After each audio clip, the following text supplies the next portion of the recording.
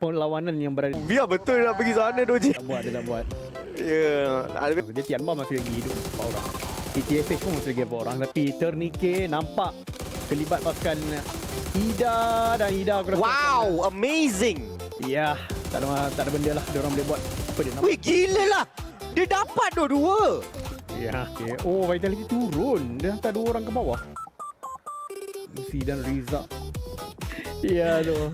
Amin macam keluarkan buku nota kita. Mana YG pun tak cukup player, 721 pun tak cukup player, Wolf pun tak cukup player. So sebenarnya ni perlawanan 7 team sahaja.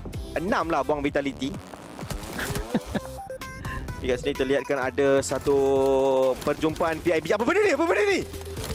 Ya tu, dia tak boleh naik Oh, okey. Dia tengah lemaskan player tersebut ke apa ni? Oi. Apa benda dia nampak tu? Oi. Nasib agak baik lah dekat situ mengelatakan pasukan YG tadi. Tapi ini dia pasukan SPG ni. Macam mana dia nak buat? Dia tak boleh naik. Dia dah cuba tadi melakukan sedaya upaya.